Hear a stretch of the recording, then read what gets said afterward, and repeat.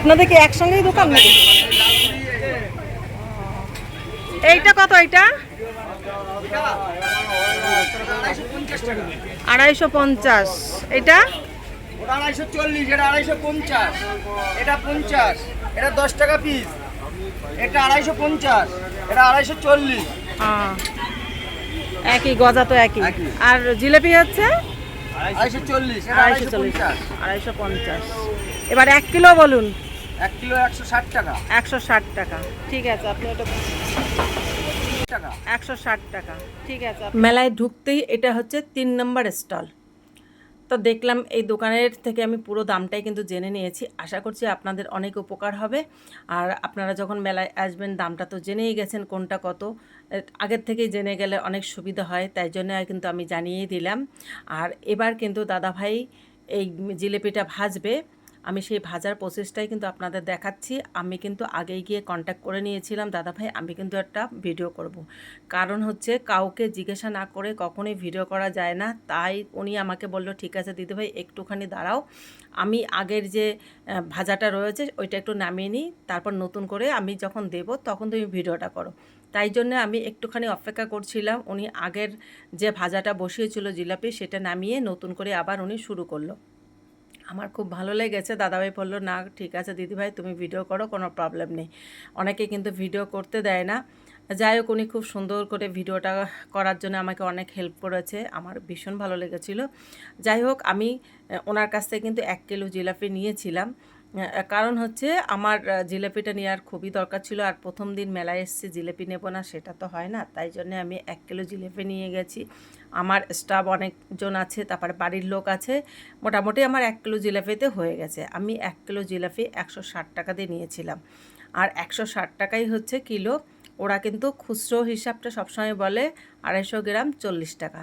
এই 250 গ্রাম 40 টাকা বললে অনেকেই কিন্তু আমরা 1 কিলোর হিসাবটা বুঝতে পারি না। যার জন্যে আমি ওনাকে বারে বারে ভাঙিয়েই বলতে বলেছি, দাদা 250 দাম 40 টাকা, তাহলে 1 কিলো কত হয়। উনি কিন্তু সেইভাবে আমাকে গাইড করেছে।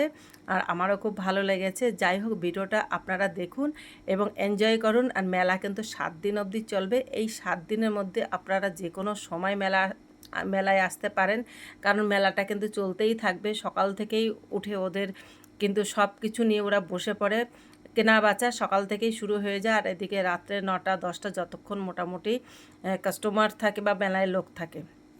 প্রতি বছর নেয় এইবারও কিন্তু সাংঘাতিক বৃষ্টি হচ্ছিল সকাল থেকেই রথের মেলায়।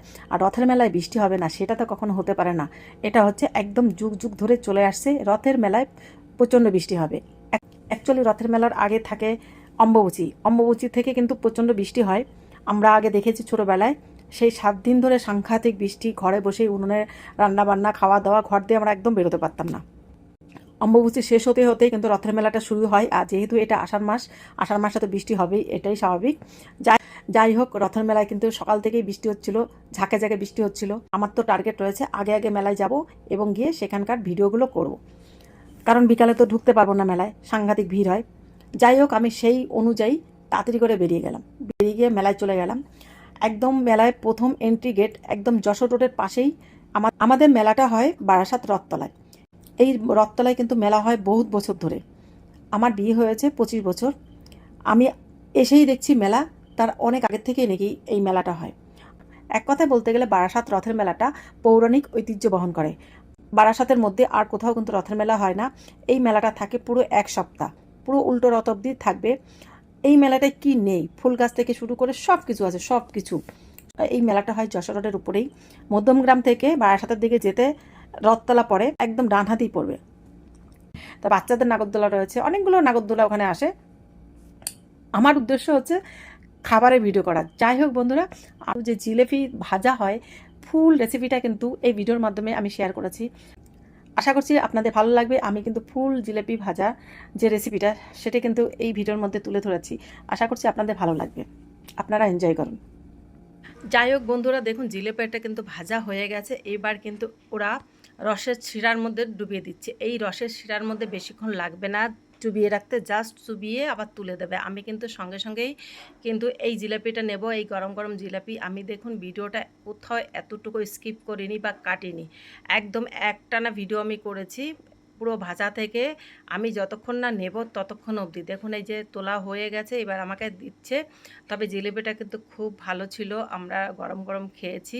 ওই যে সঙ্গে সঙ্গে ডুবিয়ে যে আবার তুলে দিচ্ছে, মনে হচ্ছে যে মনে হয় মিষ্টিটা ঢোকেনি, না খুব সুন্দর মিষ্টি ঢুকেছে। এই যে সঙ্গে সঙ্গে আমাকে তুলে দিল মানে শিরার মধ্যে ডুবিয়ে, এতে কি হয়েছে জিলিপিটা কিন্তু আমার কাছে মনে হয়েছে একটুখানি হালকা মিষ্টি হয়েছে, কিন্তু জিলাপি এত মিষ্টি থাকে যে সত্যি খাওয়া যায় না।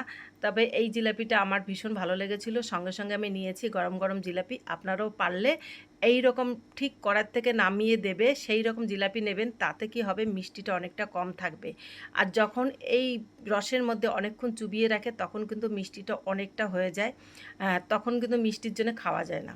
একদম গরম গরম জিলাপি কিন্তু আমি নিয়ে নিলাম, আর এই জিলিপিটা আপনারা তো বুঝতেই পারছেন কতটা মজাদার হবে খেতে। যাই হোক বন্ধুরা, আপনারা এখনও যে মেলায় আসেননি চলে আসুন, আমাদের কিন্তু 7 দিন ধরে চলবে এই মেলাটা। আর অবশ্যই এই দোকানটায় আপনারা ভিজিট করতে পারেন। আমার কিন্তু এই দোকানের সঙ্গে কোনো রকম স্বার্থ জড়িয়ে নেই, জাস্ট আমি ভিডিওটা করার জন্য আমি এই দোকানে ঢুকেছিলাম। অনেক দোকানেই জিজ্ঞাসা করেছিলাম, তারা ভিডিও করতে দেবে না, জাস্ট আপনারা আসলে এই দোকান থেকে কিন্তু জিলাপিটা নিতে পারেন, এই দাদা ভাইয়ের একটু উপকার হবে। যাই হোক বন্ধুরা, ভিডিওটা কেমন লাগলো অবশ্যই কমেন্টে জানাতে ভুলবেন না। আর ভিডিওটা যদি ভালো লাগে আপনারা একটু বেশি বেশি করে শেয়ার করে সবার মধ্যে ছড়িয়ে ছিটিয়ে দেবেন, আর লাইক আর কমেন্ট করতে একদম ভুলবেন না।